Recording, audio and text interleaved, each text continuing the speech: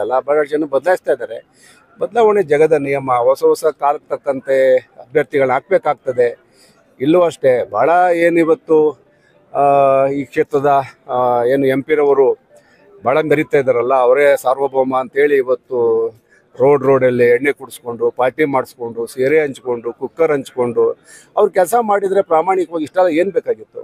ಅಲ್ಲ ರೀ, ಇವತ್ತು ರಾಜ್ಯ ಸರ್ಕಾರ ಇವತ್ತೆಲ್ಲ ನಮ್ಮ ಜನ ನಮ್ಮ ತಾಲೂಕಲ್ಲಿ ಪ್ರತಿನಿತ್ಯ 106 ಬೋರ್ವೆಲ್ ಕೊಡಿಸ್ತಾ ಇದ್ದಾರೆ. ಏನು ಕಾರಣ ಅಂದರೆ ಡಿ ಕೆ ಶಿವಕುಮಾರ್ ಅವರು ಒಬ್ಬ ನೀರಾವರಿ ಸಚಿವನಾಗಿ ತೆಗೆದುಕೊಂಡಂಥ ತೀರ್ಮಾನ ಇದೆಯಲ್ಲ, ನಮಗೆ ಉಪಯೋಗ ಆಗದೆ ಕರ್ನಾಟಕದ ನೀರು ನಮ್ಮ ಕರ್ನಾಟಕಕ್ಕೆ, ಅದು ಚನ್ನಪಟ್ಟಣ ತಾಲೂಕು ಉಪಯೋಗ ಆಗದೇನೆ ಆ ನೀರನ್ನು ತಮಿಳ್ನಾಡಿಗೆ ಹರಿಯೋಗ್ಬಿಟ್ಟು ಈಗೆಲ್ಲ ಭಾಷಣ ಮಾಡ್ತಾರಲ್ಲ, ಇದಕ್ಕೆಲ್ಲ ಉತ್ತರ ಜನ ಪಾರ್ಲಿಮೆಂಟ್ ಚುನಾವಣೆಯಲ್ಲಿ ಕೊಡ್ತಾರೆ. ನಮ್ಮ ತಾಲೂಕಿನ ಕೆರೆ 10 ವರ್ಷದಿಂದ ಬತ್ತೋಗಿರಲಿಲ್ಲ, ಇವತ್ತೆಲ್ಲ ಬತ್ತೋಗಿವೆ ಅಂತ ಅಂದರೆ ಅದಕ್ಕೆ ಕಾರಣ ಡಿ ಕೆ ಶಿವಕುಮಾರ್ ಅವರು ನೀರಾವರಿ ಸಚಿವರಾಗಿ, ಮತ್ತು ಇಲ್ಲಿನ ಸರ್ಕಾರ, ಇಲ್ಲಿನ ಎಂ ಪಿ ಅವರು ಅದಕ್ಕೆಲ್ಲ ಉತ್ತರ ಕೊಡಬೇಕಾಗ್ತದೆ.